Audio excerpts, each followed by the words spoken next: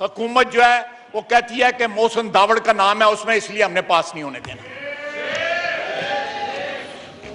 जनाब चेयरमैन, इस अवान के तहफ़्फ़ुज़ की, इस आइन की बालादस्ती की हमने कसम खाई हुई है। मेरे भाई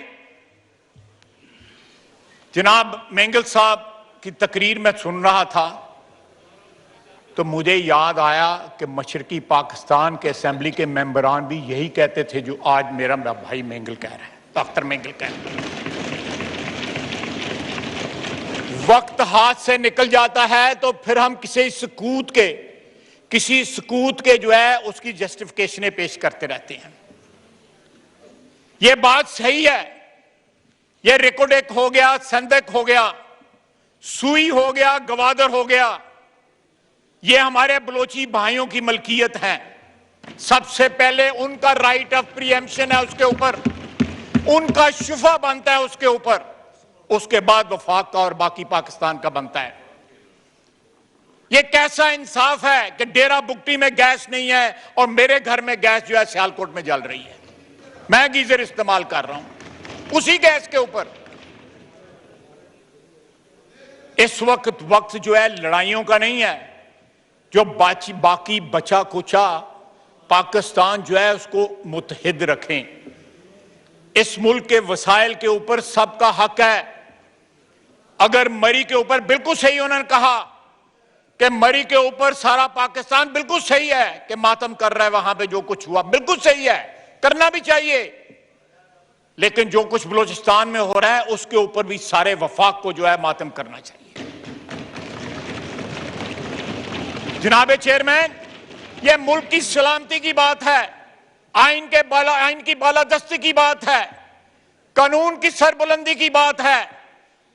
आप जब तक 22 करोड़ आवाम, तमाम 22 करोड़ आवाम को एक मेयार पे, एक पैमाने पे नहीं तोलेंगे, पाकिस्तान के अंदर फॉल्ट लाइन जो है वो बढ़ती जाएंगी, वो दरारें जो है वो चौड़ी होती जाएंगी। इस मुल्क में रहते हुए इस मुल्क के बाशिंदों का, चाहे वो बलूचिस्तान हो या सिंध हो या पंजाब हो या केपी हो, उनको अजनबी होने का एहसास होगा। आप इनके फाटा वालों के जो हकूक हैं आपने उनको जम किया है, उनको बाकी पाकिस्तानियों जितना हकूक दें। फिर आप क्यों नहीं उनके हकूक देते? क्यों सेनेट में पड़ा हुआ बिल जो है सियासी जो एक्सपीडियंसी है उसका शिकार हो रहा है कानून जो है? जनाब वाला, ये सिलसिला नहीं चलेगा। ये तकरीरें जो हैं, ये मिनी बजट आया है, अफसोस की बात है, मैं बिल्कुल सही कह रहे, मेगा बजट आया, ये मिनी बजट नहीं है। पाकिस्तान यहां पे इनडायरेक्ट टैक्सेस के मुतल्लिक जो है बड़े बड़े जो फाइनेंशियल हाउसेज हैं वो कह रहे हैं न्यूट्रल न्यूट्रल न्यूट्रल तमाम टैक्सेस के आगे, क्योंकि उन्होंने ये सारे टैक्सेस जो है आम आदमी को पास ऑन करने हैं। इसका सारे का सारा बर्डन जो है वो आम पाकिस्तानी, एक गरीब और लोअर मिडिल क्लास और मिडिल क्लास का पाकिस्तानी जो है वो उठाएगा। यहां पे सरमायादार अपनी शादियों के ऊपर 2-2 अरब रुपया खर्च करते हैं और ऐसे घराने करोड़ों में हैं जो 2 वक्त की रोटी नहीं खा सकते, जो दवाई नहीं ले सकते, अगर बीमार हो जाएं मौत का इंतजार करते हैं। जब इतना तफावत हो जाएगा एक मुल्क की आबादी के अंदर, तो वो मुल्क खुदा न खास्ता कायम नहीं रह सकता, उसकी वादत को जो है खतरा हो जाता है। जनाब चेयरमैन, ये वक्त है, ये इलाज नहीं है। ये जो टैक्सेस बढ़ा, इलाज है यहां पे करप्शन रोकी जाए, यहां दवाइयों के ऊपर डाका जो है वो रोका जाए, यहां गंदम और चीनी का डाका रोका जाए, या एलएनजी का डाका रोका जाए, या अब यूरिया का डाका रोका जाए। हुकूमत की यह जिम्मेदारी है कि हुकूमत के बेंच जो है कोरम पॉइंट आउट करते हैं, और अगली क्या, उससे पिछली सफों में भी लोग नहीं बैठे हुए स्वाय अहमद डोगर के, मेरे भतीजे के, बाकी देखे खाली है, वीरान है। एमक्यूएम बैठा हुआ है, वीरा है, मैं कदा खुमो सागर उदास हैं। यहां तो बहार के दिन रूठ गए हुए हैं, तुम क्या गए कि रूठ गए दिन बहार के। जनाब चेयरमैन, कल वजीर आजम कह रहे थे कि मैंने बहरान हल किए हैं इस मुल्क के अंदर पिछले 3.5 साल में। हर बहरान का पाकिस्तान के अंदर मूजद जो है वो वजीर आजम है, हर बहरान का। इस हुकूमत की इनकॉम्पिटेंस ने, नाअहली ने, हर बहरान जो है इनकॉम्पिटेंसी ने जो है ट्रिगर किया है। मैंने नाम लिए हैं, खुद उन्होंने कहा है कि हमारा एहतसाब का जो एजेंडा वह नाकाम हुआ है।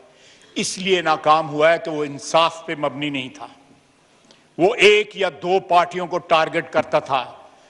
वो तमाम मुजरमान जो थे या मुल्जमान जो थे या जिन पे इल्जाम था या जिनके हाथ डकैती के से रंगे हुए थे, उनको पकड़ने वाला कोई नहीं था, क्योंकि वह हुकूमत के फाइनेंसियर थे।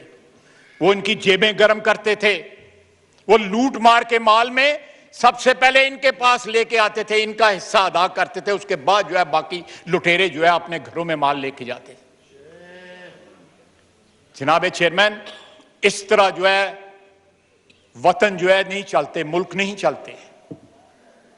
इस मुल्क ने अगर मैंडेट दिया, जैसे भी मैंडेट दिया 2018 में, अगर आपको एक जाली मैंडेट के जरिए अगर बरसरे इक़्तिदार लाया भी गया था, तो फिर भी आप पे जिम्मेदारी बनती थी। जब उस कुर्सी पे आज आप मुतमक्कन हो गए थे, तो आप पे ये बनता था कि आप जो इस मुल्क का कर्जा जो है, मैं कर्जे पैसे वाले कर्जे की बात नहीं कर रहा, जो उन्होंने उस पर एहसान किया, जिन्होंने भी एहसान किया, आज वो इनका बोझ नहीं उठा सकते। आप भी गवाह हैं जनाब चेयरमैन, आपकी कुर्सी जो गवाह है, स्पीकर साहब गवाह है, ये ऐवान गवाह है कि इनको किसके फोन जाते हैं जब आपको वोटों की जरूरत पड़ती है।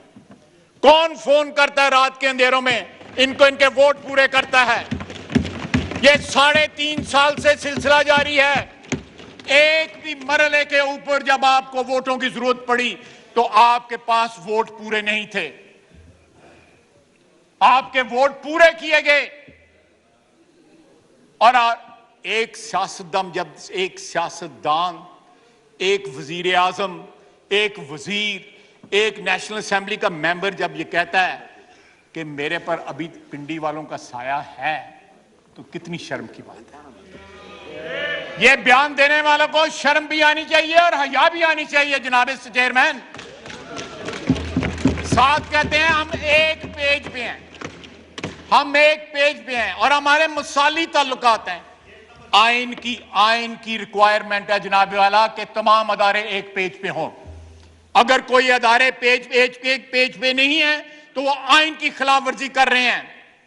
ये डंडोरा पीटना कि फलां हमारे साथ है, फलां हमारे साथ है, इसलिए इक़्तिदार हमारा कायम है, तो मैं समझता हूं कि एक सियासतदान की या एक पब्लिक की सपोर्ट से इलेक्टेड बंदा अगर है तो उससे इससे ज्यादा शर्म की कोई बात नहीं है। जनाब चेयरमैन, ये इस ऐवान की तौहीन है कि इस ऐवान में बनने वाली हुकूमत जैसे भी वो बनी, वो सहारे ढूंढती है। जब भी अंडर प्रेशर आते हैं तो ये बयान देते हैं, जिस तरह मैंने पंजाबी में कहते हैं कि वो किसी बच्चे को मोहल्ले में मार पड़ती हो, कहना मैं बड़े भरा नूं बुला लेना है।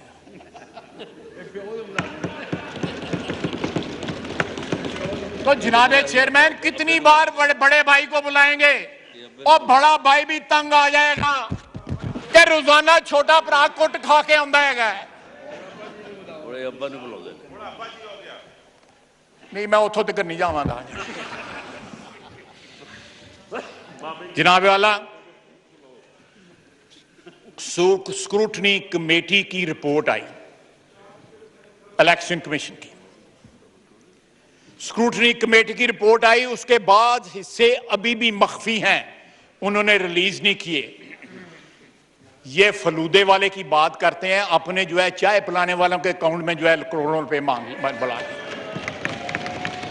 ये मियां शहबाज शरीफ को जो है टीटी का ताना देते हैं, ये अपने 31 करोड़ रुपया कहां से निकल आया जो आपने डिक्लेयर ही नहीं किया।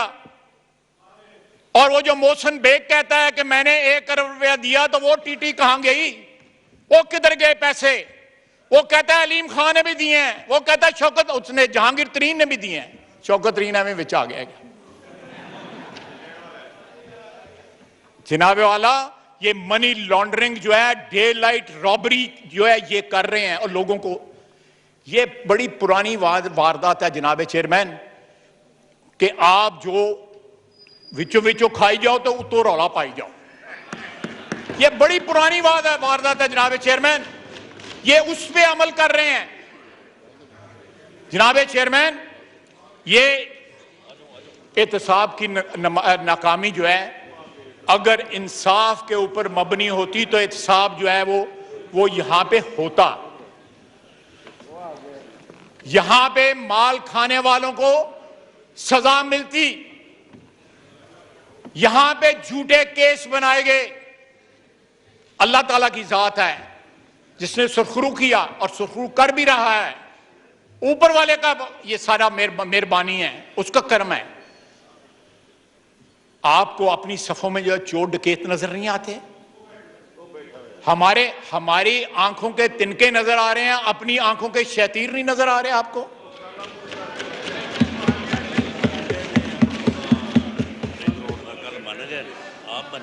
राणा साहब कहते हैं कि कल वज़ीर आज़म साहब जो है रिंग रोड का फ्रॉड मान गए हैं, किसी को पकड़े, लोगों को बाहर, कौन? हम ईसीएल पे हैं, ये सारे ईसीएल पे हैं, अगली लाइन सारी ईसीएल थी। मुझे बताएं कि वहां के डकैत जो हैं वो ईसीएल पे जिनको ये रिकॉग्नाइज नहीं करते, उनको ईसीएल पे क्यों नहीं डाला हुआ? कल टीवी पे टिकट चल रहे थे कि शायद अब्बासी भी पेश हुए, फवाद हसन फवाद भी पेश हुआ।